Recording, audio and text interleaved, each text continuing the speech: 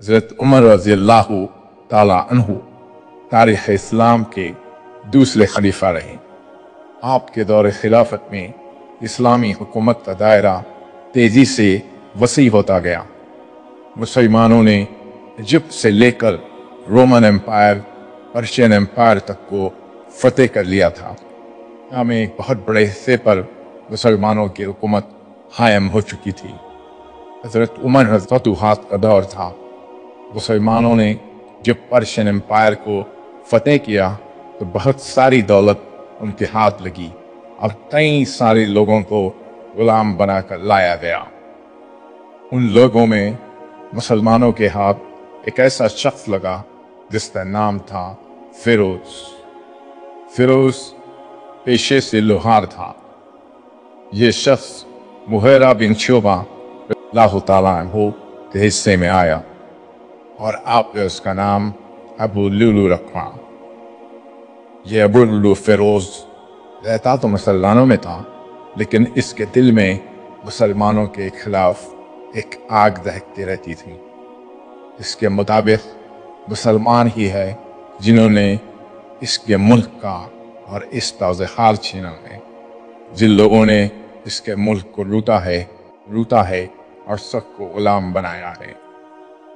ابو Lulu Feroz اندر ہی اندر مسلمانوں کے لیے غصہ دبائے رکھتا تھا۔ ایک دن ابو لولو فیروز حضرت عمر رضی اللہ تعالیٰ عنہ کے پاس حاضر ہوا اور عرض کرنے لگا، اے امیر المومنین، میرا انصاف کیجیے، میرا مالک مجھ سے زیادہ رقم وصول کرتا ہے۔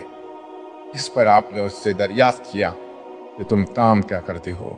اس نے کہا، میں پیشے سے لوہار ہوں اور میرا مالک روز مجھ سے 2 درہم وصول کرتا ہے۔ اس پر آپ نے کہا، اگر تم پیشے سے لوہار ہو تو یہ 2 درہم تمہارے لیے برابر ہیں۔ اتنا کہہ کر آپ وہاں سے چلے گئے۔ اس پر ابو لولو فیروز بہت بھڑک گیا اور کہنے لگا، عمر کا انصاف سب کے لیے ہے سوائے میرے۔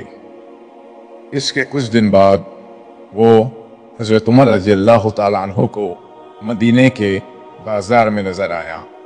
آپ نے اس کو بلوایا اور دل بہلائی کے لیے کہا، میں نے سنا ابو لولو تم بہت اچھی چکی بناتے ہو، کیا تم میرے لیے بھی ایک چکی بنا دو گے؟ اس پر ابو لولو نے کہا، بے شک میں آپ کے لیے ایسی چکی بناؤں گا کہ دنیا یاد رکھے گی۔ اس پر حضرت عمر رضی اللہ تعالیٰ عنہ نے صحابہ سے کہا، یہ شخص مجھے دب الفاظ میں دھمکی دے کر گیا ہے، لیکن اسلامی شریعت کے مطابق کسی بھی شخص کو شک کی بنا پر گرفتار نہیں کیا جا سکتا، اسی لیے آپ چپ رہے۔ اس کے بعد ابو لولو فیروز نے 2 دھاری خنجر بنایا اور اسے ایک زہر میں ڈبو کر رکھ دیا۔ رات کا وقت دیکھ کر وہ مسجد نبوی کے کسی کونے میں گیا اور چھپ گیا۔ جیسے ہی صبح ہوئی، فجر کا وقت ہوا تو حضرت عمر رضی اللہ تعالیٰ عنہ اپنے گھر سے نکلے اور مسجد کی طرف چل پڑے۔ جیسے ہی مسجد میں داخل ہوئے تو تمام صحابہ صفے بنا کر کھڑے ہوئے تھے۔ آپ سیدھا مصلی پر گئے اور امامت شروع کر دی۔ جیسے ہی نماز شروع کی تو ابو لولو فیروز مسجد کے کونے سے نکلا اور حضرت عمر رضی اللہ تعالیٰ عنہ پر وار کرنے لگا۔ اس نے لگاتار آپ پر 6 وار کیے اور جیسے ہی آپ گر گئے وہ وہاں سے فرار ہو گیا۔ اس کے بعد عبد الرحمن بن عوف رضی اللہ تعالیٰ عنہ آگے آئے اور آپ نے نماز مکمل کروائی۔ جیسے ہی نماز مکمل ہوئی، تمام صحابہ اس کے پیچھے دوڑے، لیکن اس نے اسی خنجر سے 13 صحابہ کو زخمی کر دیا اور اسی خنجر سے اس نے خودکشی کر لی۔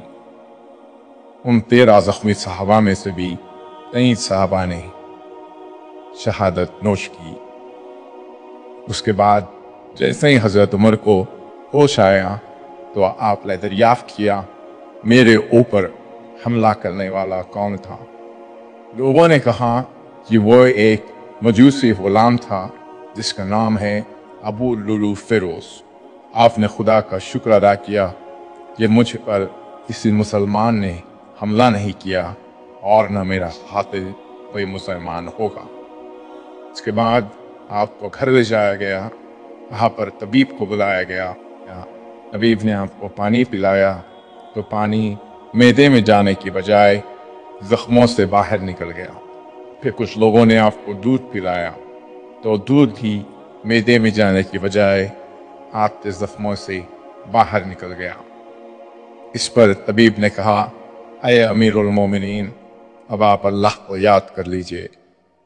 تب حضرت عمر رضی اللہ تعالیٰ عنہ نے ایک کمیٹی بنائی تاکہ آنے والے خلیفہ کا انتخاب کیا جا سکے، اور اپنے بڑے فرزند کو بلا کر کہا کہ حضرت عائشہ صدیقہ رضی اللہ تعالیٰ عنہ کے پاس جاؤ اور ان سے گزارش کرو کہ آپ کا یہ غلام محمد رسول صلی اللہ علیہ وسلم کے پہلو میں دفن ہونا چاہتا ہے، اگر آپ کی مرضی ہو تو۔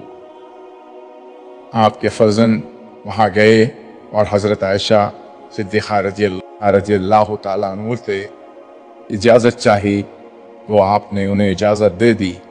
تب حضرت عمر رضی اللہ تعالیٰ عنہ کو محمد رسول صلی اللہ علیہ وسلم کے پہلو میں تدفین کی گئی۔ حضرت عمر رضی اللہ تعالیٰ عنہ پر 26 ذی الحج 23 ہجری کو حملہ کیا گیا تھا، لیکن پہلی محرم 24 ہجری کو آپ کی شہادت ہوئی۔